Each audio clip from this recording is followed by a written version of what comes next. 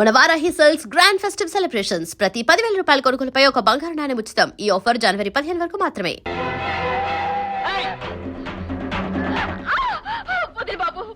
ఇంతలో ఎంత పడిపెట్టుకుంది వదిలిపెట్టానిక మెదలకుండానే చెప్పినట్టున్నావంటే హెవెన్ చూపిస్తారా హెవెన్. ఓ నీకు ఇంగ్లీష్ తెలియదు.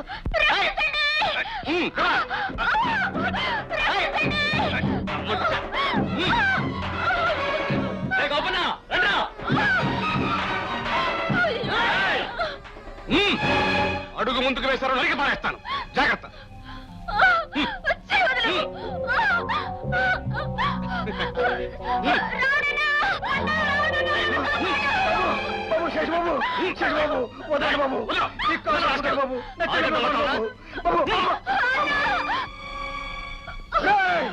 నీ కాళ్ళు పట్టుకుంటే తంతారు నన్ను.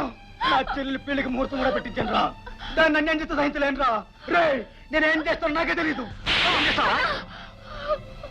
ఆస్తుందని అంతస్తుందని పేదల ప్రాణాల్ని మానాల్ని కాలరాస్తే సహించేది లేదురా. చేతిని చీయరా.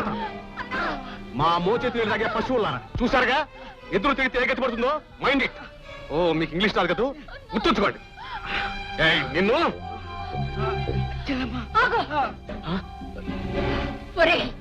వాళ్ళందరినీ పశువులు అన్నావురా.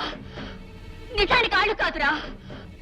ఆడదాని కడుపున పుట్టి మరో ఆడదానికి అన్యాయం చేయాలనుకున్నా నువ్వు రా పశువి. ఎప్పుడో నీలాంటాళ్ల పాపం తప్పక పండుదిరా. చచ్చే ముందు నేను పెట్టే శాపం రా ఇది.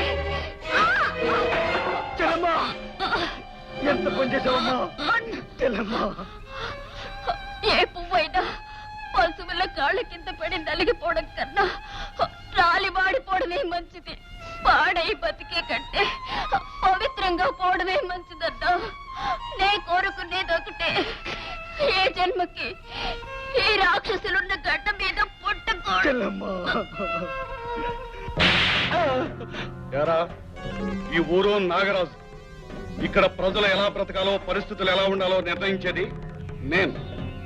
నా దగ్గర తీసుకున్న అప్పుకు బదులు నీకు పండిన చెరుకు నాకు తొలాల్సింది పోయి పట్నం తీసుకెళ్ళి అమ్ముకుందాం అనుకుంటున్నావా? పట్నం తీసుకెళ్ళి అమ్ముకుంటే బండికి 150 రూపాయలు వస్తాయని చెప్పారు. అందులో మీ బాకీ కొంత తీర్చొచ్చు, నా కుటుంబాన్ని చూసుకోవచ్చు అనుకున్నాను. అందుకని ఎరా ఏళ్ల తరబడి ఆనవాయితీగా వస్తున్న పద్ధతి మార్చేసి నువ్వు కొత్త దారి తొక్కాలనుకుంటున్నావా? చూడు, నీ వెనకాల ఉన్న రైతులందరూ నా దగ్గర తీసుకున్న బాకీకి గాను వాళ్ళకి పండిన చెరుకంతా నాకు చెల్లింపు వేశాను. ఇక ముందు ఇలాంటి పిచ్చి పిచ్చి వేషాలు వేశావో నీ చీటీ చించేసి నరకానికి పంపించేస్తాను, జాగ్రత్త. రే రంగా, భీముడు, ఈ బళ్ళన్నింటినీ మన ఫ్యాక్టరీ తోలుకురా. అలాగేనయ్యా. అయ్యా, ఇది చాలా అన్యాయం. కష్టపడి మనం పండించుకున్న పంటని ఆఖరి క్షణంలో వీడ చుపట్టుకోవడానికి. అవును, పండిన పంటని పట్టణంలో అమ్ముకుంటే ఆయన బాకీ తీరిపోగా పైగా పతోడికి 10 పరకం మిగులుతుంది. మీది ఏడు రక్తం గనక ఎగిరెగిరి పడుతున్నారా? ధనం బలం ఉన్న మనిషికి మనలాడి పేదోళ్ళు ఎదురు చెప్పి ఏం సాధిస్తాంరా? ఆ పంటతో పాటే మన ప్రాణాలు కూడా పోగొట్టుకోవాలరా. ఏమయ్యా కరణం, మన రాజ్యం ఎలా ఉందంట? సాక్షాత్తు ధర్మరాజు లాంటి తమ పాలనలో. ధర్మరాజు అంటే ఎవడు? రాముడి చేతిలో చచ్చినోడా? శివ ఓహో, శివుడి చేతిలో చచ్చినోడా?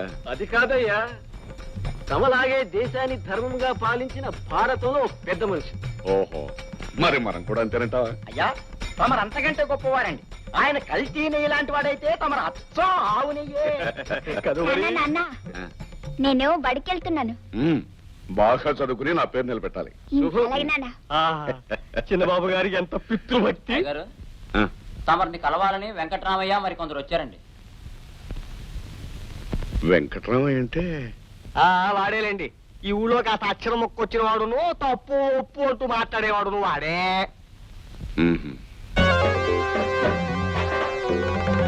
ఏమిటి వెంకటరామయ్య, మేకల మందం తోలుకుని ఇలా వచ్చా? ఏమిటి మేకల? వీళ్ళందరూ నీ కంటికి మేకల్లా కనపడుతున్నారు కాబట్టి నీ అత్యాచారాలకు అంతు లేకుండా పోయిందయ్యా. శివ అందుకని న్యాయం అడగాలనే వచ్చారు. న్యాయమా? అలాంటి వస్తువు నా దగ్గర ఏమీ లేదే. ఏం పూజారి, నీ దగ్గర ఏమైనా ఉందా? అయ్యా, నా దగ్గర విభూతి పట్ల ఉందండి. ఏ మలయ్య, అయ్యా, నీ దగ్గర ఏమైనా న్యాయం అమ్మకానికి? చిల్లుందండి, ఎక్కడో జారిపోయిందండి. నువ్వేమిటో తవ్వుతున్నావు కరణం? న్యాయం కోసం తవ్వుతున్నానండి, దొరుకుతుందేమోనని. న్యాయం అనే మాటకు నిప్పు పెట్టి ఆ మంటతో చలిగాచుకునే వాళ్లకు న్యాయం ఎక్కడ దొరుకుతుంది? ఇప్పుడు గుర్తుకొచ్చిందయ్యా. ఇదివరకు న్యాయాన్ని ధర్మాన్ని భ్రాంతిని కోడుకూరని చూసుకున్నంత ఇష్టంగా చూసుకునేవాడి అయ్యా. కానీ ఇష్టమైన వస్తువుల్ని కాశీలో గంగలో కలిపిస్తే పుణ్యం వస్తుందని ఎవరో అంటే ఆ రెండింటిని గంగలో కలిపేశానయ్యా. న్యాయం అడగటానికి వచ్చిన మమ్మల్ని వేళాకోళం చేస్తున్నావు కదూ నాగరాజు.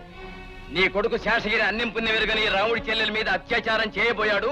దాని సావు కారణమయ్యాడు. అందుకు శిక్ష అనుభవించి తీరాలి. శివ మనసు మానవత్వం ఉన్న ఏ మనిషి అయినా తోటి మనిషి కష్టానికి కన్నీళ్లు పెడతాడు.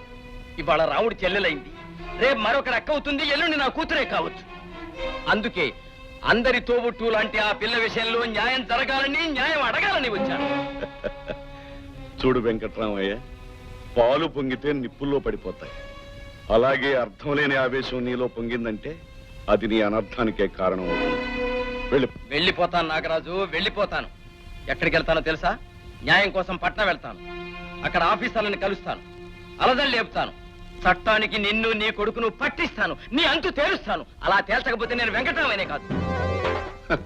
రేయ్, మీరు కూడా వెళ్ళండిరా. ఈయన న్యాయం కోసం పట్నం వెళ్తాడట. ఈయన మాటకి సాక్ష్యం చెప్పడానికి మీరు కూడా వెళ్ళండిరా. అప్పుడు తెలుస్తుంది ఈ నాగరాజు ఏం చేస్తాడని. వెళ్ళండిరా. వెళ్తారంటారా? ఉండండి. రే వెంకట్రామయ్య, ఇక వెళ్ళు. ఎందుగలడందులేడని సందేహము వలదు, చక్కె సర్వోపగతుండు ఎందెందు వెదకి చూచిన అందందే గలడు దానవాగ్రిని వింటే.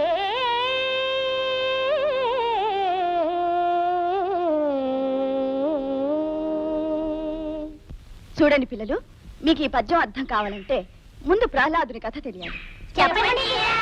పూర్వకాలంలో హిరణ్యకశిపుడు అని ఓ రాక్షస రాజు ఉండేవాడు.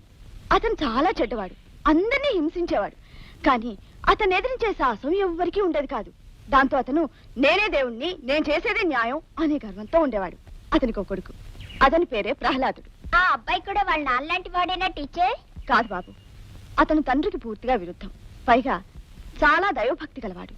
దేవుడంటే శ్రీమన్నారాయణుడేనని, అతను చేసేదే న్యాయమని తండ్రిని ఎదిరించి మాట్లాడేవాడు. దాంతో అతనికి కోపం వచ్చి పాపం ఆ ప్రహ్లాదుని ఎన్నో చిత్రహింసలు పెట్టేవాడు.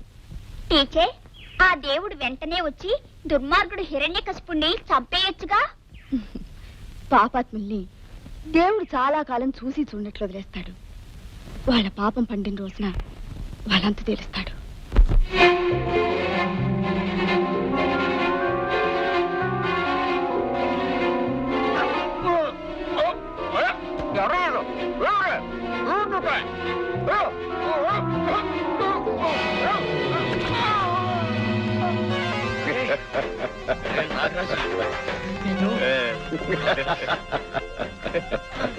పెద్దవాళ్ళని ఎదిరిస్తే బ్రతుకు ఎలా ముగుస్తుందో ఇప్పటికైనా అర్థమైందా వెంకట్రామయ్య?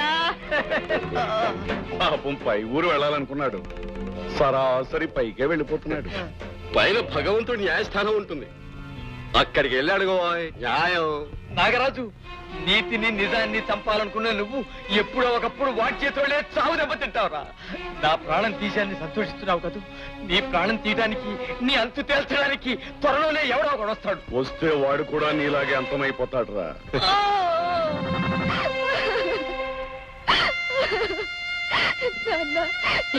దాన్ని చేసి వెళ్ళిపోయావు నాన్న. నాకు ఇంకెవరున్నారు నాన్న?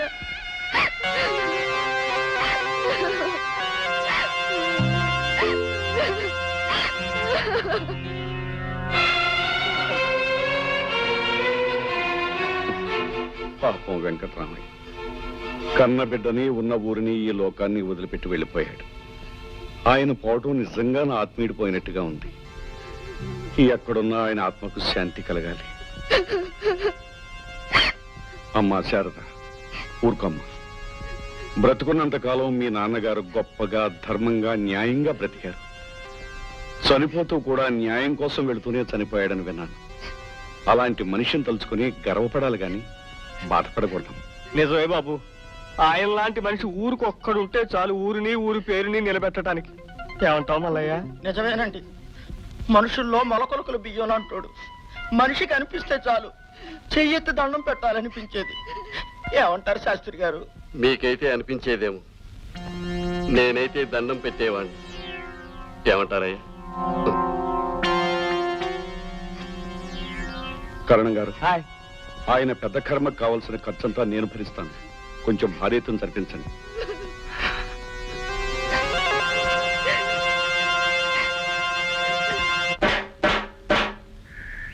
ఇందు మూలంగా ప్రజలందరికీ తెలియపరచడమేమనగా, రేపు ఉదయం 8 గంటలకి ఉత్తరం వైపున నాగరాజు గారి పొలంలో ధాన్యలక్ష్మి పూజ జరిపి కోతలు ఆరంభిస్తున్నారు గనక ప్రతి ఏడాది ఆనవాయితీగా వస్తున్న ఆచార ప్రకారం ఒక్కొక్క కుటుంబానికి ఒక్కొక్క మనిషి వచ్చి ఉచితంగా పనిచేసి బాబు గారి పట్ల తమ అభిమానం తెలియజేసుకోవాల్సిందా.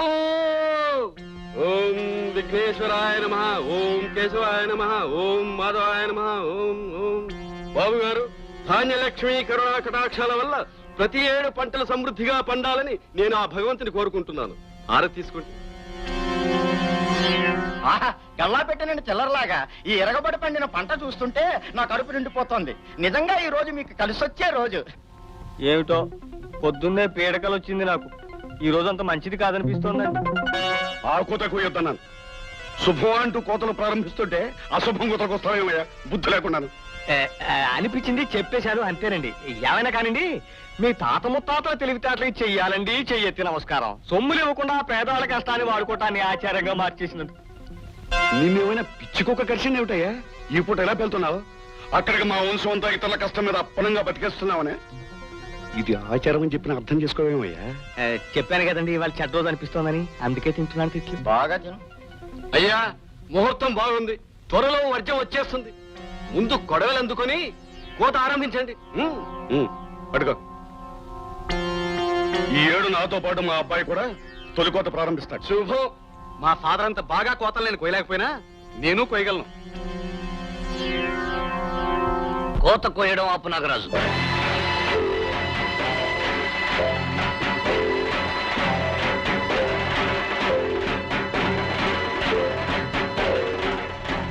ఎవరు? ఈ మట్టి మీద పుట్టినవాణ్ణి. నన్ను ఎందుకు కోత ఆపంటున్నావు? అన్యాయంగా అక్రమంగా కొడవలు పుచ్చుకుని కోత కోస్తున్నావు గనుక. ఈ పొలము పంట నీ బాబుగాడిది కాదు గనుక. అయితే నీ బాబు గాడిదా? అవును, నా బాబుదే. భూషయ్య కొడుకు భరత్ని నేనే. భూషయ్య? ఏ భూషయ్య? ఒకప్పుడు ఈ భూమికి సొంతదారుడైన భూషయ్య. ఈ నేల తల్లిని నమ్ముకుని నీతిగా బతికిన భూషయ్య. పాడు బుద్ధి గల పెద్దల మోసాలకు లొంగిపోయిన భూషయ్య. భార్యా బిడ్డలకు దూరమై పాపిష్టి వాళ్ల చేతుల్లో అన్యాయంగా అక్రమంగా దారుణంగా చంపబడిన భూషయ్య. ఇప్పటికైనా గుర్తొచ్చిందా ఆ భూషయ్య ఎవరో నాగరాజు? ఓహో, అప్పు తీసుకుని తీర్చలేక ఎగ్గొట్టిన ఆ భూషయ్య గాడి కొడుకువా? నాగరాజు, నా తండ్రి అవసరానికి అప్పు తీసుకుని ఉండొచ్చు గాని ఏ రోజున ఎగ్గొడతామని అనుకోలేదు. వాడితో మాట్లాడినా?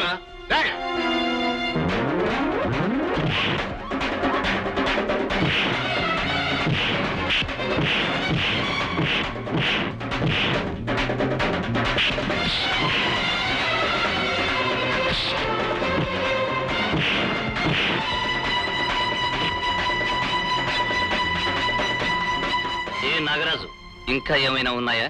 తినేసి కండలు పెంచేసి నీ దగ్గర పడుంటే కుక్కలు. కరణం, అందులో ఏముందో చదివి ఈయనకు అర్థమయ్యేటట్టు చెప్పు. కరణం, ఏముంది అందులో? నీకిష్టం లేని నిజం ఉంటుంది, నువ్వు ఒప్పుకోలేని న్యాయం ఉంటుంది. అయ్యగారు, భరత్ అనే ఈ అబ్బాయి భూషయ్య కొడుకే. చట్టరీత్యా ఈ పొలం ఇతనిదే. అనధికారంగా చొరపడ్డ వాళ్ళకి కఠిన శిక్ష ఖాయం. ఏమిటా కోత? కోత కాదండి, ఇందులో ఉన్న రాతే. బాబు గారు, ప్రస్తుతానికి మనం వెళ్ళటమే మంచిది. రే భూషయ్య కొడక, ఇంతకాలానికి ఈ ఊళ్ళో మొట్టమొదటిసారిగా నాకెదురు తిరిగావు.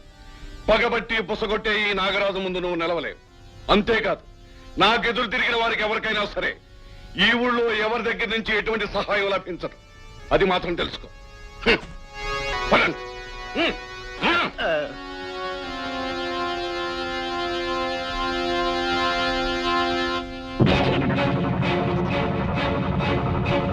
అయ్యా, మిమ్మల్ని వాడు ఆ మాట అందుకు కాదు కానండి, కాకపోతే కూలి విధముల ముందు అనేశాడండి. నువ్వు కాసేపు నోరుపోయి ఆ విషయం తలుచుకుంటేనే నాకు ఒళ్ళు మండిపోతుంది. ఎవరినైనా ఏమైనా చేసే వరకు నాకు మనశ్శాంతి ఉండదు, నిద్ర పట్టదు. బాబు గారు గడ్డానికి గెలుచుకుంటారా? నోరు మీద గాడి కొడక. ఎలా కనిపిస్తున్నాను రా నీకు? గడ్డం మీసాలు గొరిగించు కూర్చోమంటావురా నన్ను? నిన్ను ఏం చేసినా పాపం లేదురా. నేనేం చేశాను బాబు గారు? నోర్మై, ప్రతివాడు ఎదురు ప్రశ్నలు వేయడం నేర్చుకున్నారు. గడ్డం గీయడానికి నీ ఇష్టం వచ్చి ఎప్పుడు వస్తారో నువ్వు? నా కొడుకు పేడ మీదకి వచ్చి నోర్మై, నీకు నీ కొడుకు ముఖ్యమా, నా గడ్డం గీయటం ముఖ్యమా? నీకు అట్లానే ముఖ్యం బాబు. రేపు పొద్దున్నే 6 గంటలకల్లా గడ్డం గీయటానికి రాకపోయావు, నీ చీటీ చించేసి నరకని పంపించా. అలాగే బాబు, అలాగే బాబు, అలాగే బాబు. అయ్యా, తమరికి ఇప్పుడు కాస్త మనశ్శాంతిగా ఉందనుకుంటాను. మంచి పని చేశారండి వెధవకి, లేకపోతే వీడి బతుకు వీడు కూడా ఎదురు తిరగటం ఏంటండి? నాన్న నువ్వు హిరణ్య కశిపుడివి. ఏమిట్రా నన్ను గొప్ప గొప్ప వాళ్ళ పేర్లతో పోలుస్తున్నావు? మీ నాన్న గొప్పతనం ఇప్పుడు తెలిసిందేమిట్రా? అయ్యా, హిరణ్యకశిపుడు అంటే తమరేదో దేవుడి పేరు అనుకుంటున్నట్టున్నారు. కాదా మరి? కాదండి, వాడు మహా దుర్మార్గుడైన రాక్షసుడు. వాడి కొడుకు ప్రహ్లాదుడు చాలా ఉత్తముడును, విష్ణు భక్తి గలవాడును. ఏరా, నాకు తెలియనంత మాత్రాన నన్ను రాక్షసుల పేర్లతోనూ పిశాచాల పేర్లతోనూ పోలుస్తావా? అసలు ఇవన్నీ ఎవరు చెప్పారా నీకు? వాళ్ళు పంతులమ్మ చెప్పింది. అచ్చచ్చింది. అడ్డమైన పాఠాలు అది చెబితే మాత్రం నువ్వు నేర్చుకోవాలా? పోరాకి ఏమై కారణం రాయలాగా రావయ్యలాగా. పంతులమ్మంటే ఎవరు? ఆ వెంకటరామయ్య కూతురేనా? ఇదిగో, ఇలాంటి పిచ్చి పిచ్చి పాఠాలు పిల్లలకు నేర్పితే దాన్ని చీటీ చించేసి నరకానికి పంపించేస్తానని చెప్పు. పోయలేదు.